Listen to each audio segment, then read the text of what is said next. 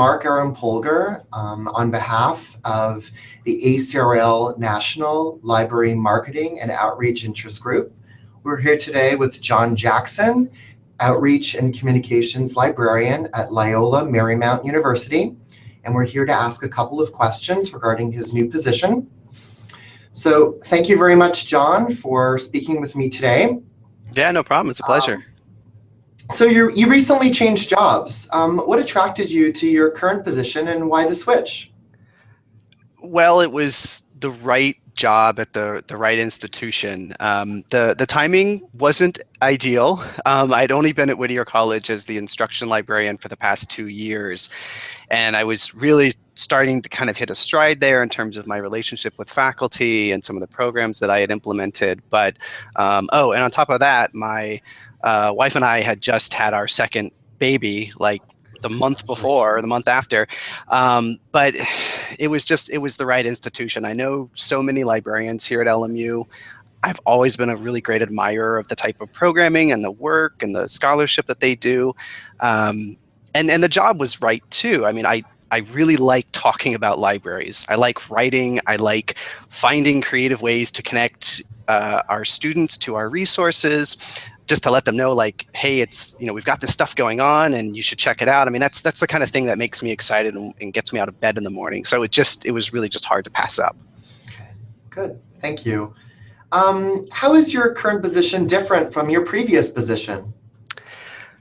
Well, I spend most of my time in one-on-one meetings with colleagues, administrators, campus partners. A lot of my job is sending emails and making phone calls and reaching out to people. I mean, there's, the whole social media and graphic design aspect of that too, which takes up huge amounts of my time, huge, right? But a lot of it is just, it's having meetings. It's a lot of meetings. But I'm part of the management council for the library, which is the department heads. And we meet once a week. So I'm really in the loop about everything that's going on in the library. I'm the head of what we call our Communications and Outreach Working Group, which is kind of an advisory committee that's made up of reference librarians, special collections librarians, library staff, to sort of strategically manage the communication and outreach that we do here at the library. And I actually have more people that report to me than I did in my last job. So administratively speaking, it's a lot more complex than what I was doing before. And plus, on top of all that, I am a librarian, so I have collection development responsibilities. I do reference. They thankfully gave me a reprieve on having to do instruction, though I'm really missing being in front of a classroom. But I'm taking basically the semester off from instruction so I can get up to speed on everything else, but that will be part of my standard repertoire as well, beginning in the fall. So I'm not spending all day in front of a classroom and at a reference desk. I'm a little nostalgic about that, but I'm also doing what I really like. So before I was doing mostly reference and instruction and a little bit of outreach, and now I've just sort of flipped that and I'm doing a lot of outreach and less reference and instruction. Okay, thanks.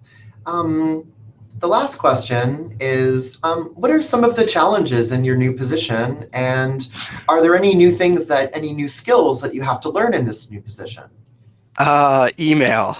Oh man, I live in my email. I actually counted. I usually send about 60 to 80 emails a day. Wow.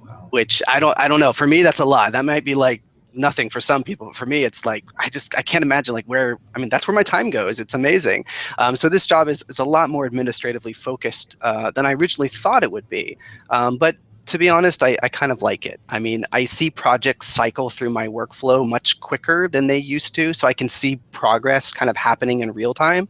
I mean, for example, I recently met with Jamie Hazlett, who actually had my job before me. She's now our librarian for collection development and evaluation, and we actually met to create a marketing plan for a new database, Kanopy, the streaming movie service, right?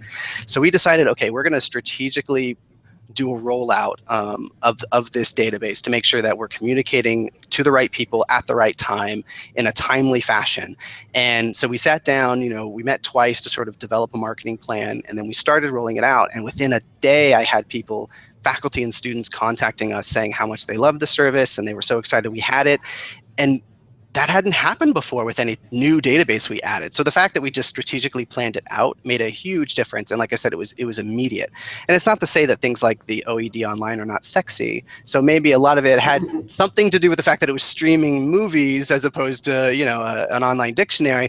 But I think a lot of it actually had to do with the fact that we really thought out a marketing plan. And it was really nice to see that kind of in real time have some fruit, I feel like I'm digressing. So No, it's okay. It's excellent. I mean, you're really giving a lot of really great examples. But is there anything new or something that, like a new skill set that you had to develop when you changed positions that was something that was a bit of a learning curve?